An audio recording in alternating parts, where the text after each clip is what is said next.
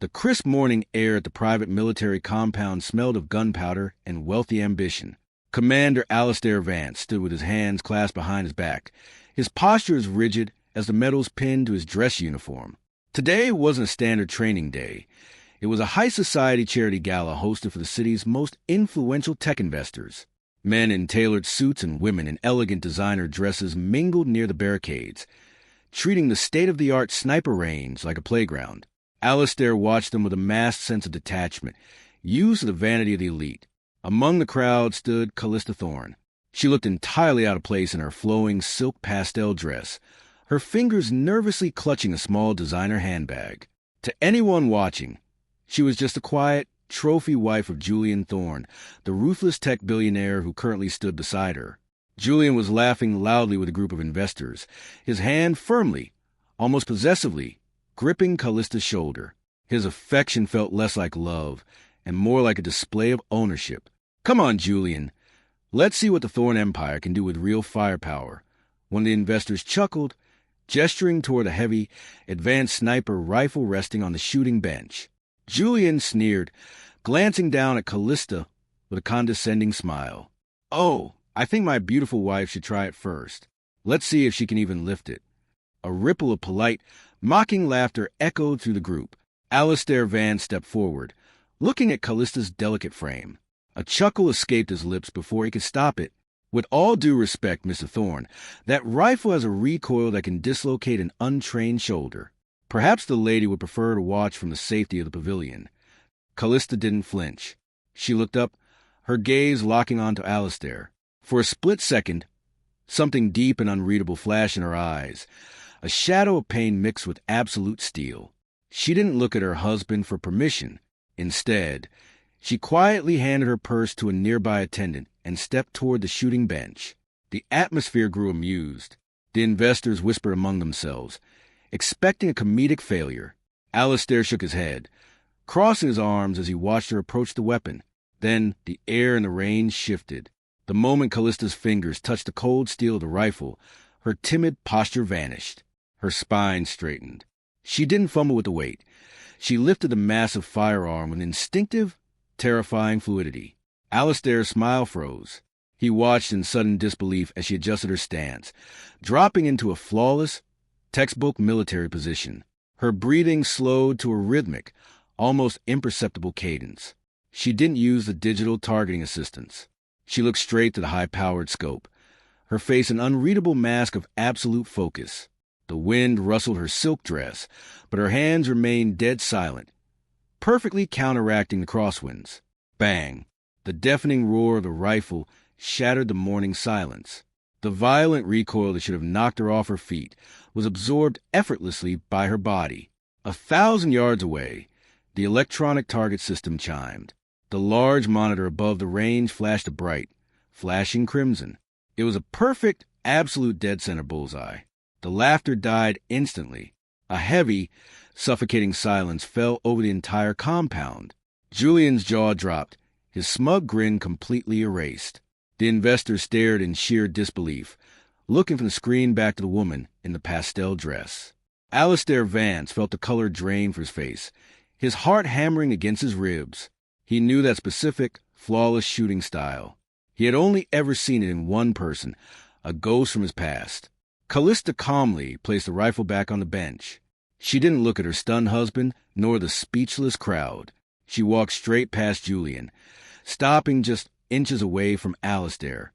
Looking up into the eyes of the pale commander, she whispered just loud enough for him to hear, "You haven't changed at all, Alistair." Without another word, she turned and walked away toward the exit.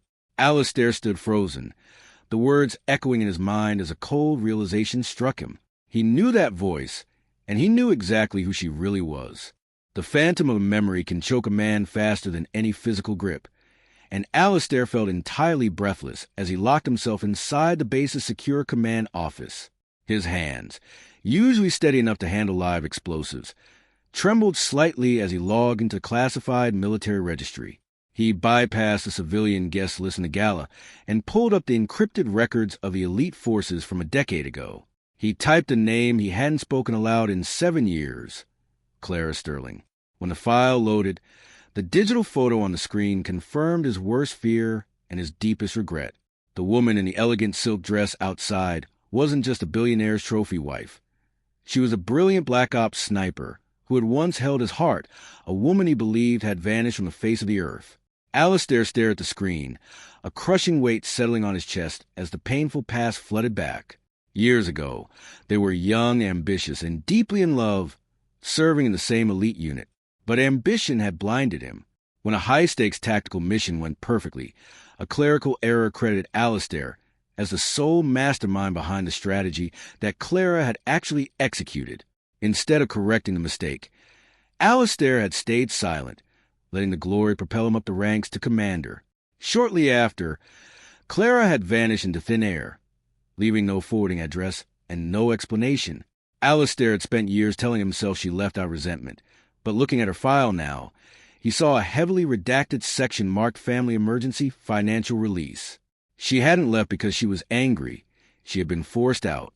The evening gala was already underway by the time Alistair stepped onto grand, dimly lit terrace of the base pavilion. Violins played softly in the background, but his eyes scanned the crowd until they landed on her. She was standing alone by the stone railing, staring out at the dark horizon, holding an untouched glass of champagne. Her husband, Julian, was across the room, loudly boasting to a group of politicians about a new medical technology firm he had just acquired. Alistair approached quietly, his boots clicking softly against the stone. "You always hated champagne," he said, his voice thick with unexpressed emotion. Clara, now Callista, didn't turn around, but her shoulders tensed slightly. "People change their tastes when they have no other choice, Commander. Why did you leave, Clara?" "Truly." Alistair stepped closer, the raw pain of a 7-year-old question finally tearing out of him. "I know I was selfish. I know I took credit for your brilliance. I've lived with that guilt every day. But you just disappeared." Clara finally turned, her eyes reflecting the dim terrace lights. There was no anger in them, only an exhausting, profound sadness. "You think I left because of a stolen promotion, Alistair? I loved you. I would have given you the world." She took a shaky breath, lowering her voice. "My younger brother, Leo, fell critically ill right after that mission. The experimental treatments cost millions. Your precious military budget wasn't going to save him. Julian Thorne offered to pay for every single surgery, every medication, on one condition." Alistair felt a cold dread sink into his stomach. A secret marriage. "A total erasure of who I was," Clara whispered, a single tear escaping her eye. "I had to become Callista. I had to sell my soul and my identity to a ruthless billionaire just to keep my brother breathing. I sacrificed my life so Leo could have won." Before Alistair could speak, a heavy, cold hand clapped down on Clara's shoulder. Julian Thorne stepped into the moonlight, a possessive, dangerous smile playing on his lips. His eyes darted between Alistair and his wife, his grip tightening enough to make Clara's knuckles whiten against the railing. "Is this soldier troubling you, darling?" Julian asked, his voice dripping with condescension as he looked Alistair up and down. "I notice you have a habit of lingering around my wife, Commander. I highly suggest you remember your place, or I can make one phone call to the Pentagon and ensure your decorated career ends tonight." Julian pulled Clara tightly against his side, but as he did, Clara's purse fell to ground, spilling its contents. As Alistair knelt to help her, his military gaze caught a small, folded piece of paper that had slipped from her hidden jacket pocket. On it was a frantic, handwritten medical log with the words, "Dosage altered. Leo is getting weaker." The handwritten note in Alistair's palm felt heavier than any weapon he had ever carried. "Dosage altered. Leo is getting weaker." The words burned into his mind long after Julian had dragged Clara away from the terrace. The next morning, Clara sat in a secluded diner miles away from a military base, staring into a mug of black coffee she hadn't touched. Her hands trembled, not from fear, but from the crushing weight of a devastating discovery. She had spent the entire night bypassing security firewalls on Julian's private home network, and what she found had shattered her world completely. Alistair slid into booth across from her, his chest tightening at the sight of her pale face. "Tell me what's happening." "Clara, I looked into the medical log you dropped." Clara looked up, her eyes hollow and filled with a raw, agonizing pain. It was all a lie, Alistair. My entire life for the last 7 years has been a trap. A bitter, choked laugh escaped her lips. I thought Julian was my savior. I thought marrying him was the ultimate sacrifice to keep my brother Leo alive. But last night, I found his encrypted corporate files. Julian isn't trying to cure my brother. He owns the biotech firm handling Leo's treatment. He's been ordering the doctors to intentionally alter the dosages, keeping Leo permanently sick, just weak enough to stay in hospital, but alive enough to keep me compliant. Alistair's fist clenched on the table, a wave of cold fury washing over him. He's using your brother as leverage to keep you trapped. If I ever try to leave him, or if I don't play the perfect, submissive wife for his public image, he threatens to cut the funding, Clara whispered, a tear finally spilling down her cheek. I gave up my career, my name, and the man I loved, all to protect Leo from a disease that my own husband is prolonging. I am completely alone, Alistair. Alistair reached across the table, his rough hand gently covering hers. The guilt that had haunted him for 7 years finally found its purpose. You are not alone. Not anymore. I failed you once when I let my ambition take your credit, and I've hated myself every day since. I am not going to fail you again. Let me help you save him. Clara looked at his hand, sensing the absolute sincerity in his touch. For the first time in years, a glimmer of hope sparked in her chest. Julian's corporate security is tight, Alistair. He has former intelligence agents on his payroll. If he senses even a whisper of defiance, he will shut down Leo's life support instantly. Then we don't whisper. We strike fast. Alistair said, his tactical mind sharp and focused. I have access to secure military-grade intelligence and safe houses. You have the technical and combat skills to bypass his digital defenses. Together, we can download his entire corporate mainframe, expose his medical fraud to the federal authorities, and move Leo before Julian even realizes what hit him. For the next 2 hours, the former partners drew up a meticulous plan. Speaking in the quiet, efficient shorthand of two people who once trusted each other with their lives. They agreed to execute the extraction the following evening during Julian's massive corporate tech launch. It was a dangerous, high-stakes gamble, but it was their only chance for freedom and redemption. Clara stood up to leave first, slipping a modified data drive back into her purse. She offered Alistair a soft, fragile smile. Thank you, Alistair. She walked out of the diner and slid into the back of her tinted corporate limousine, breathing a sigh of relief. But as the car pulled away, the privacy glass separating the back seat from the driver slowly rolled down. Resting on the front passenger seat was a high-resolution camera. The driver turned around, a cold, mocking smile on his face as he held up a tablet displaying crystal-clear photos of Clara and Alistair holding hands inside the diner. Mr. Thorne is going to be very disappointed in you, ma'am, the driver said quietly, locking the limousine doors from the master console. The sound of a door locking can feel like the final strike of a judge's gavel, and as the limousine pulled up to the isolated Thorne estate, Clara knew her time had run out. Waiting for her in the cavernous, dimly lit living room was Julian.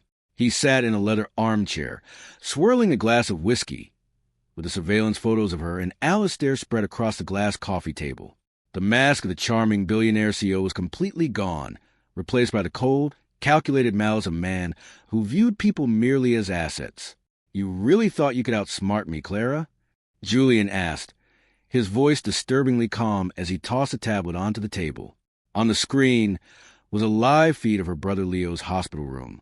I've already instructed my private security team at the clinic. If you don't call your little commander friend right now and lure him into a trap, Leo's life support will be turned off in exactly 24 hours. You belong to me, and you will do exactly as you're told. Julian expected tears, panic, or submission. He expected the broken woman he had controlled for 7 long years. Instead, Clara closed her eyes for a single second, letting out a long, slow breath. When she opened them, the fragile civilian persona vanished completely. I spent 7 years giving up my life for you, Julian, Clara said, her voice dropping to a dangerous, icy whisper. But you made one fatal mistake. You forgot who I was before I met you. Before Julian could react, The two private security guards standing near the doorway moved to grab her.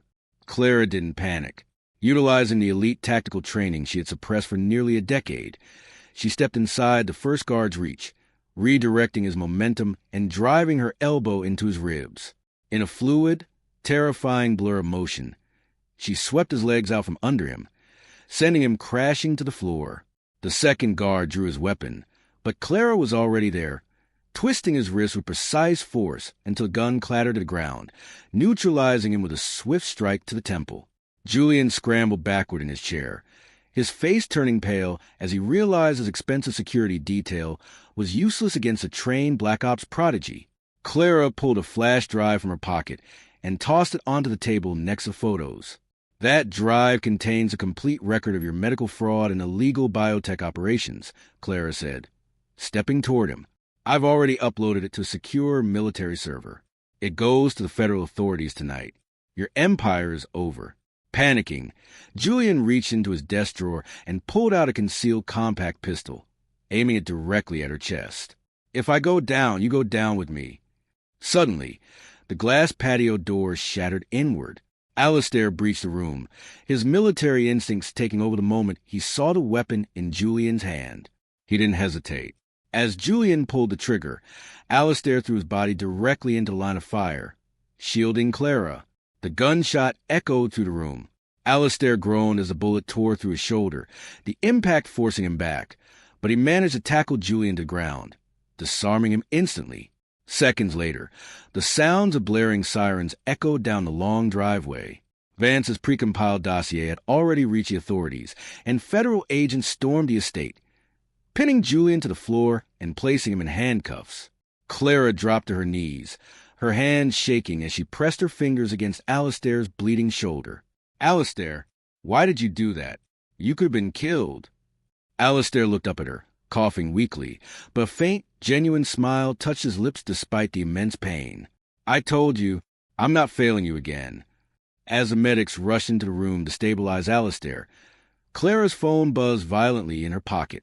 She pulled it out, expecting a call from the hospital about Leo's safety, but the caller ID displayed an unknown, encrypted military number. She pressed it to her ear, and a cold, unfamiliar voice spoke on the other end. "Clara Sterling, your brother Leo has been safely extracted from the clinic, but there's something you need to see immediately."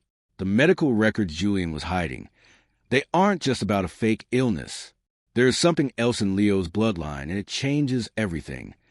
The heart monitors in the intensive care unit beeped in a steady, comforting rhythm, a stark contrast to the chaotic world Clara had left behind. She sat by Alistair's bedside, her fingers intertwined with his uninjured hand. Julian's empire had crumbled within hours of his arrest, and the mysterious bloodline files revealed a bittersweet truth. Julian had known Leo possessed a rare, natural immunity that could worth billions in medical research, which was why he kept him hidden and weak. But now, under the care of uncorrupted military doctors, Leo was finally receiving the proper, unadulterated treatment he deserved. He was awake, smiling, and expected to make a full recovery. Alistair stirred, his eyes fluttering open as the anesthesia began to wear off. He looked down at their joined hands, a wave of relief washing over his tired face. "You're still here," he whispered, his voice hoarse. "I'm not going anywhere," Clara said softly, a genuine smile breaking through her exhaustion. "Leo is safe, Alistair. He's going to be completely fine. The doctor said the damage Julian caused is entirely reversible. You saved him. You saved both of us." Alistair looked away, a shadow of old regret crossing his features. "I didn't deserve to save you, Clara. For 7 years, I carried the guilt of what I did to you, taking credit for your brilliance, letting you walk away into the dark. I thought if I took a bullet for you, it might finally balance the scales. But looking at you now, I realize I can never truly repay you for what my selfishness cost you." Clara gently reached up, her hand resting against his cheek, forcing him to look at her. "The past is a heavy burden to carry alone, Alistair. I spent years drowning in resentment, thinking you forgot about me.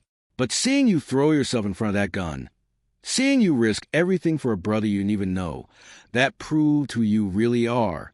I forgive you. Let the guilt go." We both deserve a second chance. A single tear slipped down Alistair's cheek as he squeezed her hand, a profound sense of peace finally settling into his chest. The heavy chains of their shared history had finally broken, replaced by an unspoken understanding and a love that had survived the ultimate test of time, betrayal, and sacrifice. 6 months later, the morning sun gleamed brightly over the familiar outdoor shooting range at the military compound. The high society crowds were gone, replaced by the quiet serenity of the open fields. Leo, looking healthy and vibrant, stood near the pavilion, cheering as his sister approached the firing line. Alistair, fully recovered and dressed in civilian clothes, stepped up beside Clara. He didn't offer a chuckle or a patronizing warning this time. Instead, he handed her a beautifully customized matte black sniper rifle. Engraved on the side of the barrel was her real name, Clara Sterling. "Show them how it's done, Commander," Alistair said, his eyes filled with profound respect and warmth. Clara smiled, lifting the weapon with that same effortless, fluid grace. She locked her gaze through the scope, took a slow, deep breath, and fired. The target flashed a perfect, undeniable bullseye. As the echo of the shot faded into the hills, Alistair wrapped his arm around her waist, pulling her close. They had both fought through a battlefield of deception and pain, but standing together in the light, they knew their truest victory wasn't won with weapons, but through the enduring power of forgiveness, kindness, and the courage to love again.